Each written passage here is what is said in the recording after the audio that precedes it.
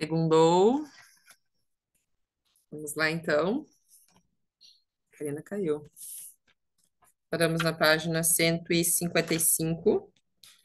As nossas mortes de cada dia. Tudo deve estar sendo o que é. Clarice Lispector.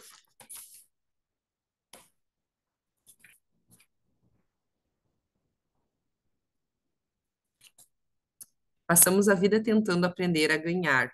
Buscamos cursos, livros, milhares de técnicas sobre conquistas, conquistar bens, pessoas, benefícios, vantagens. Sobre a arte de ganhar, existem muitas lições. Mas o sobre a arte de perder. Ninguém quer falar a respeito disso, mas a verdade é que passamos muito tempo da nossa vida em grande sofrimento quando perdemos bens, pessoas, realidades, sonhos. Temos mil razões para sonhar, mas quando perdemos nossos sonhos, não deveríamos perder a razão. Vivemos buscando discursos que nos mostrem como ganhar, como conquistar o amor da nossa vida, o trabalho da nossa vida. Acredito, porém, que ninguém se inscreveria num curso que se chamasse Como Perder Bem ou Como Perder Melhor na Vida. No entanto, saber perder é a arte de quem conseguiu viver plenamente o que ganhou um dia. Cada perda existencial, cada morte simbólica, cada seja de uma relação, de um trabalho, de uma realidade que conhecemos, busca pelo menos três padrões de sentido. O primeiro diz respeito ao perdão, a si mesmo e ao outro. O segundo é saber que o que foi vivido de bom naquela realidade não será esquecido. O terceiro é a certeza de que fizemos a diferença naquele tempo que termina para a nossa história, deixando um legado, uma marca que transformou aquela pessoa ou aquela realidade que agora ficará fora da sua vida. Aceitar a perda tem uma função vital na nossa vida que continua. Sem a certeza do fim, sem a certeza de que algo acabou, é difícil partir para outro projeto, para outra relação, para outro emprego. Ficamos presos em um limbo do deveria, do poderia, ficamos encalhados no e se, e como se passássemos nossa vida entre a expiração e a inspiração. O ar já saiu dos nossos pulmões, mas não deixamos entrar ar novo para nos prendermos ao último suspiro.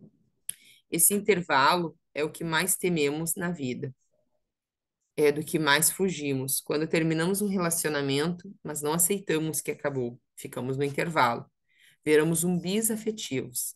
As relações morrem, mas tentamos mantê-las vivas.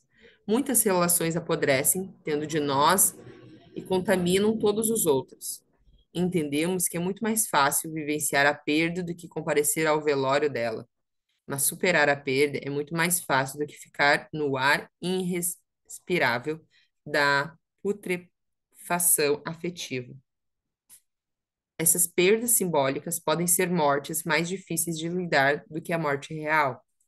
Na morte real, não tem discussão, porém a morte simbólica ou a morte de uma relação, de um trabalho, de uma carreira, às vezes deixa a impressão de que não foi realmente morte, há algo vivo ainda. E alucinamos acreditando que alguma coisa poderá ressuscitar aquela relação, aquela carreira, aquela realidade.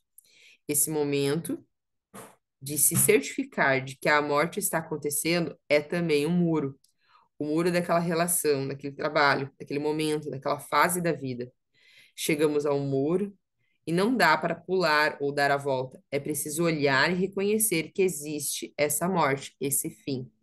Só conseguimos passar para a próxima etapa se tivermos uma dessas três confirmações: de que perdoamos, de que deixamos nossa marca ou de que levamos a história conosco, tirando dela os aprendizados possíveis.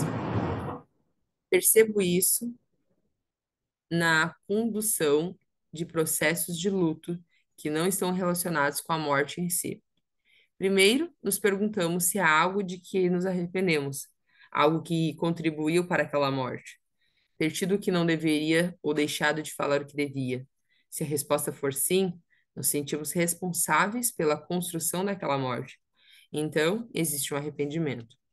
O segundo ponto Senão, seremos esquecidos. Isso acontece especialmente com ex-mulheres, ex-maridos. Alguns fazem de tudo para se tornarem eternamente presentes. Não querem ser esquecidos de jeito nenhum, mas deixam marcas profundas de ódio e vingança. Apenas. Seria libertador caso se fizessem lembrar não pelo mal, mas sim pelo bem que causaram. O terceiro ponto pode ser uma experiência de imortalidade. Seguimos em frente, mas deixamos algo à nossa essência, da nossa história naquele tempo, naquele ambiente, naquela pessoa que saiu da nossa vida.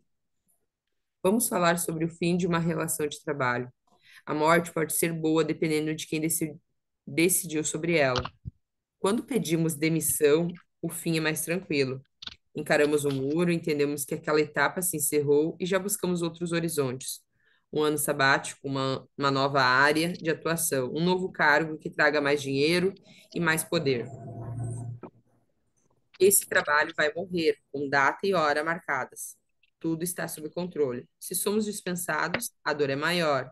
A questão é como vivenciar aquilo que foi terminado, a revelia do nosso desejo. A dor maior sobrevém quando voltamos a atenção para o nosso umbigo e nos damos conta de que o mundo não está girando em torno dele. A melhor forma de continuarmos vivos, apesar dessas mortes que vão acontecendo ao longo da vida, é estar presente nelas. Se vivemos plenamente o amor, então ele pode ir embora. Se vivemos tudo que aquela relação poderia dar, então estamos livres. Nada nos prende, não há pendências. É a entrega total, a experiência que permite o desapego. Entramos naquela relação, naquele trabalho, naquela realidade com o melhor de nós. Transformamos-nos, entregamos-nos àquele encontro. E uma hora ele acabou. Se seguimos nosso caminho levando o que aprendemos, é isso que fará com que possamos entrar em outra relação, em outro emprego, em outra carreira, em outro sonho de vida. A busca pelo controle da situação impede a experiência da entrega. Quando isso não acontece, não conseguimos nos transformar e empacamos nesse nó do tempo não vivido, nesse entrave do encontro que deveria ser para sempre, e o encontro que deveria ser para sempre, na verdade, nunca aconteceu. O trabalho que deveria ser para sempre nunca fez ninguém feliz no presente. A carreira que deveria ser para sempre nunca teve potencial para deixar um legado. Tudo que desejamos que seja para sempre corre o risco de não nos fazer feliz hoje, só porque acreditamos que nos fará felizes no futuro. Estamos sempre construindo, sempre em reformas, pensando no futuro. Quando a empresa for nossa, tudo será diferente. Namoramos uma pessoa que não nos faz bem agora, mas quando casarmos será diferente. Quando tivermos um filho, será diferente. Vivemos pensando que o diferente não vai acontecer agora. E aí, quando acontece a morte, morre o presente e o futuro. A morte de um passado está no arrependimento de ter desperdiçado tempo de vida com escolhas ruins. Conseguiremos lidar bem com a morte no dia a dia, se pararmos de viver felizes somente no futuro.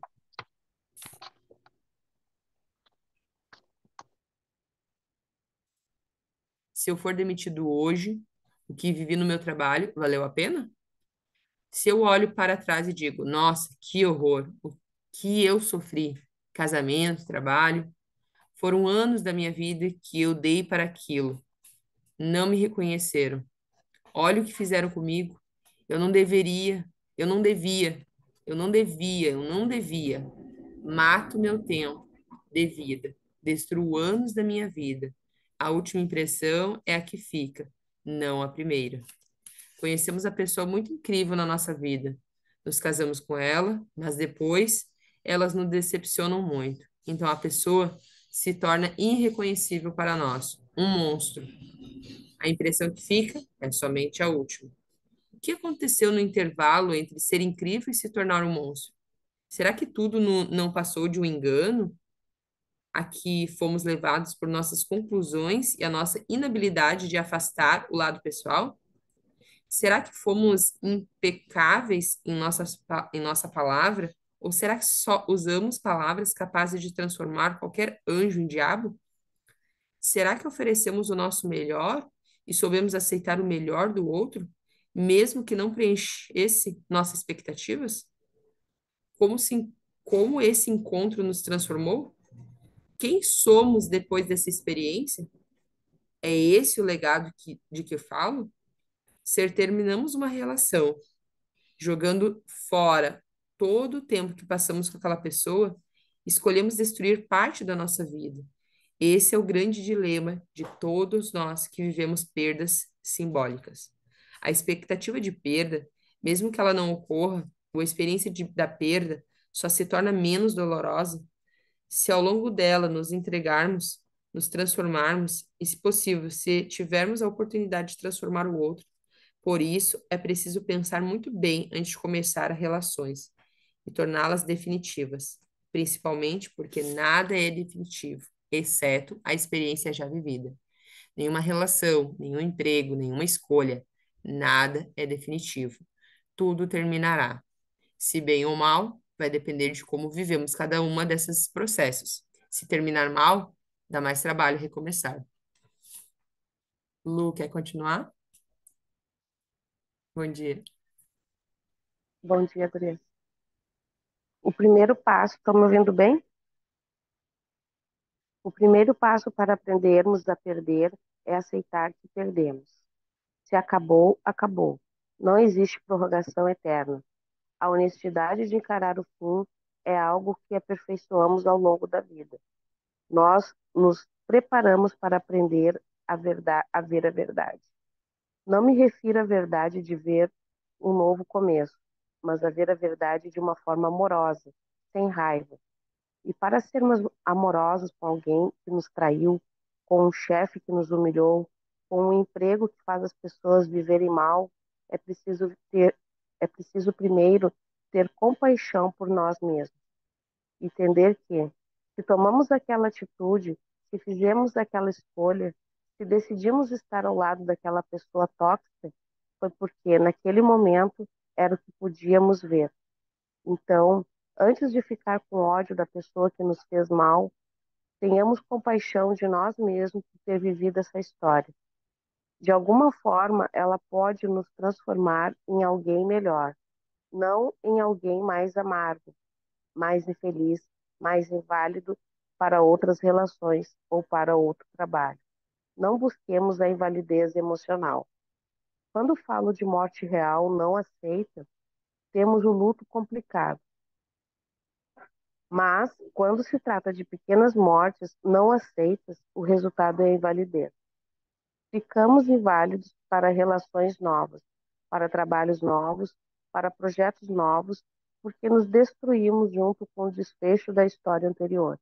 Escolhemos ser vítimas, não deveríamos. Quando nos tornamos vítimas daquele processo do fim, quando não fazemos escolhas baseadas em motivos errados, um fim doloroso é praticamente certo. Se escolhemos determinados caminhos para agradar ao outro, se fizemos algo apenas para nos sentirmos amados e aceitos, então entramos em uma guerra quando o fim se aproxima. Existe uma guerra pelo poder que passa por sermos reconhecidos em nosso sacrifício. Muitas vezes entramos em uma fria afetiva ou em uma fria de trabalho porque acreditamos quando nos disseram: sem você, esse projeto não daria certo.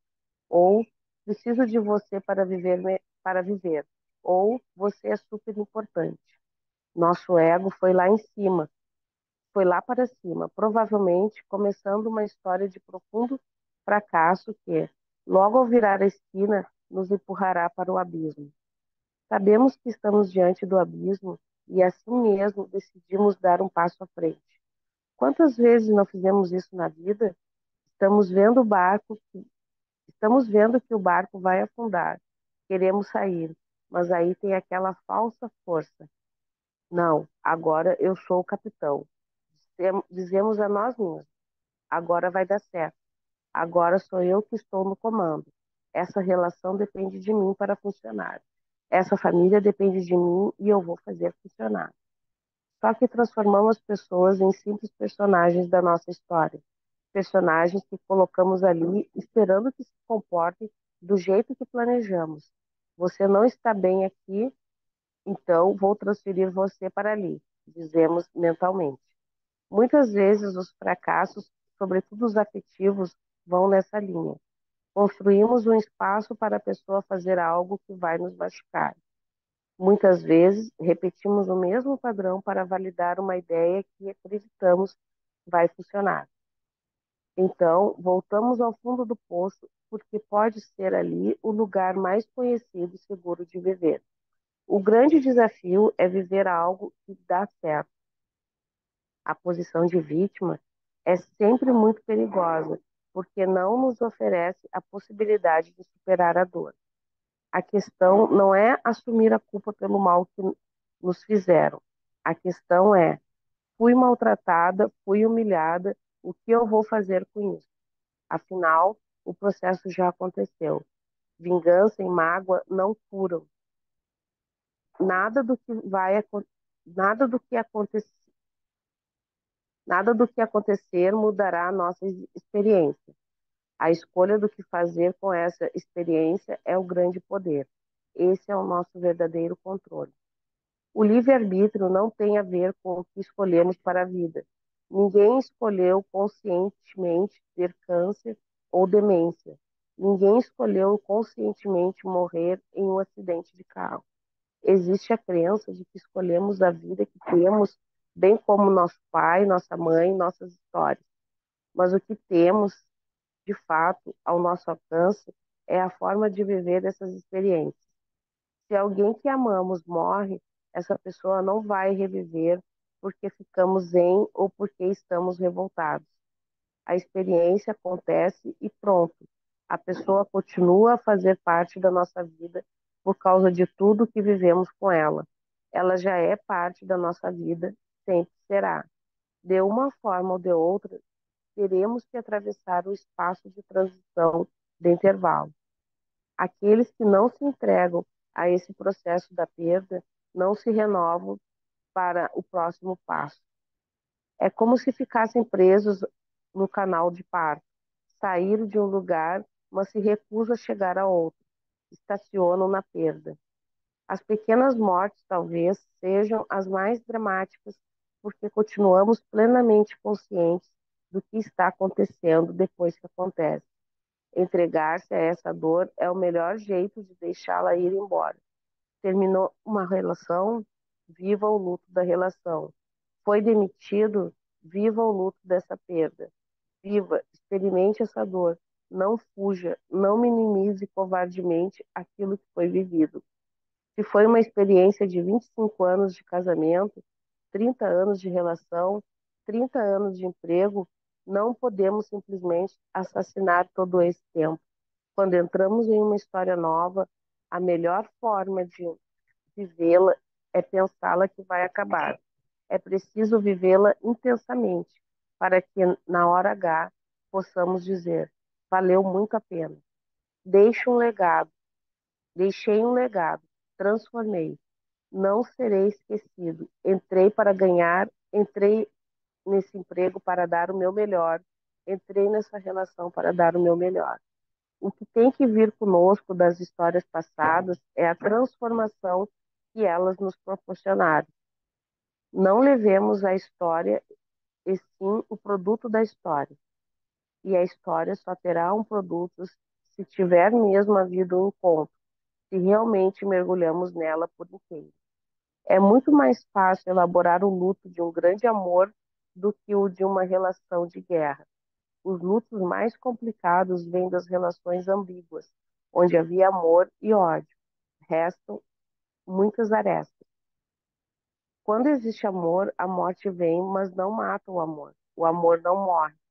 Quando, porém, se trata de uma história de trabalho trágica, em que puxamos o tapete de muita gente, em que passamos noites e noites mal dormidas por causa de um projeto de que não gostávamos, o luto é muito mais caro, porque você deixou ali coisas muito valiosas.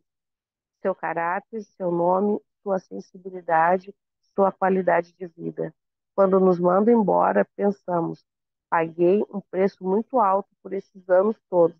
Agora, quando perdemos um trabalho que adorávamos, que nos transformou, onde crescemos, onde alimentamos sonhos, claro que dói, mas sabemos, valeu a pena por tudo o que aprendi.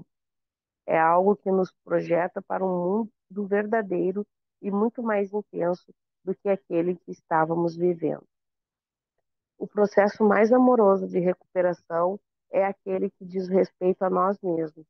Tudo o que é possível fazer é amorosidade pura quando estamos disponíveis para renascer. Podemos escolher como morrer. Considerações sobre diretivas antecipadas de vontade e testamento vital. Qual é a coisa mais assombrosa do mundo? Yudhishthira.